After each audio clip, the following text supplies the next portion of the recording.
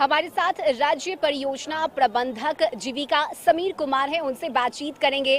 समीर जी, इस बार अगर हम सरस मेला की बात करें तो लोगों से हमने बातचीत की, उनका कहना है कि हमें तो इंतजार रहता है कि कब सरस मेला लगेगा, हम यहाँ खरीदारी करने आएंगे, एक्सप्लोर करने आएंगे। ये बहुत बड़ा एक प्लेटफॉर्म है जो ग्रामीण महिलाओं को एक उद्यमिता को बढ़ावा देने के लिए दिया जाता है और हर वर्ष हम लोग इसको लगाते हैं। और पिछले 14 सरस का अनुभव है जीविका को, जो ग्रामीण विकास विभाग के अंतर्गत लगाया जाता है। इसमें विभाग की बहुत बड़ी भूमिका होती है, साथ ही साथ जिला प्रशासन का इसमें बहुत बड़ा योगदान रहता है और सफलतापूर्वक 15 दिनों तक इस मेले को चलाया जाता है। इस वर्ष का जो हम लोग का अनुभव रहा है कि मैक्सिमम स्टेट का पार्टिसिपेशन हुआ है, 25 राज्यों से लोगों ने यहाँ पे अपनी सहभागिता दी है मेले में। और अभी तक हम लोग अगर देखें तो 5 दिनों में हम लोगों ने लगभग 5 करोड़ का लगभग सेल किया है।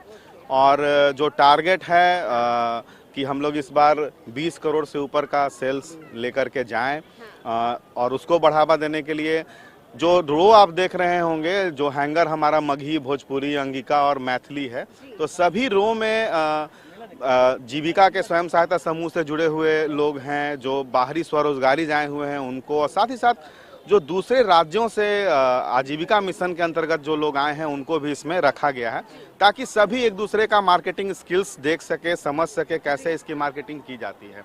और पटना वासियों को लेकर के खासकर जो इसका इंतजार रहता है, जो वस्तुएं यहाँ पे आती हैं, सहारनपुर का फर्नीचर है, अलग अलग प्रकार के जो कालीन हैं और लकड़ी के बने हुए सामान हैं, बहुत ऐसे यहाँ पे वस्त्र परिधान है जो आपको साल भर और कहीं पटना में किसी मार्केट में नहीं मिलेंगे। आप अगर जयपुर जाएं, राजस्थान जाएं, तो कहा जाए तो पूरा भारत का जो एक अपना मार्केट है, आर्ट एंड क्राफ्ट का जो पूरा सेगमेंट है, वो आज गांधी मैदान में है और अगले 7-8 दिनों तक रहेगा।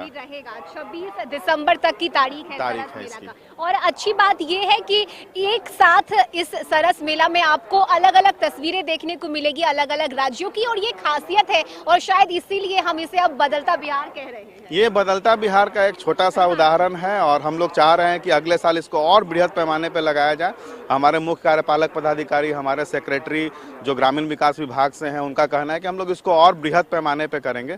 तो हो सकता है कि अगले साल हम लोग इसको और बड़े लेवल पे करें और भी ज़्यादा स्टॉल्स हम लोग दें। कोई जितने भी राज्य से लोग आ रहे हैं सबको यहाँ पे और प्राथमिकता दी जाए और सहूलियत दी जाए।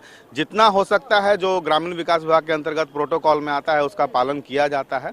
सभी लोगों को के रहने की व्यवस्था की जाती है, उनको यहाँ से टू एंड फ्रो ट्रेवल की फैसिलिटी दी जाती है ताकि उनको कोई दिक्कत ना हो। मेले का जो हमारा टाइमिंग है, सुबह में 10 बजे से लेकर के रात 8 बजे तक मेले का हमारा ये आयोजन रहता है। और बहुत अच्छा, स्कूल से बच्चियां आई हुई हैं, लोग परिवार के साथ आते हैं। 22 तारीख को सारा स्कूल्स बंद हो जाएगा, तो एक जो साल का जो अंतिम जो वीकेंड हमारा बचेगा इस साल का, वो सरस में ही लोग आकर के इसका लुत्फ उठाएं। मेरा ये सभी से नम्र निवेदन है, पूरे पटना वासियों से। बिल्कुल। और मुख्यमंत्री की अगर मैं बात करूं तो हमेशा ही महिला सशक्तिकरण की बात सीएम करते रहे हैं और इस बार भी सरस मेला में वही झलक, वही तस्वीरें। अच्छी बात यह है कि आर्ट एंड क्राफ्ट, हैंडीक्राफ्ट चीजों को बढ़ावा दिया गया है और उसकी बिक्री भी खूब हो रही है। बहुत बिक्री हो रही है। आर्ट एंड क्राफ्ट के साथ साथ जो कहीं ना कहीं जो बहुत सारे ऐसे उत्पाद हैं, जैसे वोकल फॉर लोकल भी। हाँ, वोकल फॉर लोकल जो हम लोग यहाँ पे रख रहे हैं वो एक बहुत बड़ा उदाहरण है। आप किसी भी स्टॉल में चले जाए आपको ये देखने को मिलेगा। चलिए, बहुत शुक्रिया आपका समीर जी हमसे बातचीत के लिए। तो देखिए, इस बार सरस मेला में वाकई में आपको बहुत कुछ अलग यूनिक देखने को मिलेगा। यहाँ पर स्टॉल्स लगाए गए हैं जो कि हैंडीक्राफ्ट चीजें हैं वो यहाँ पर रखी गई हैं, जिसकी खरीदारी आप जमकर कर सकते हैं।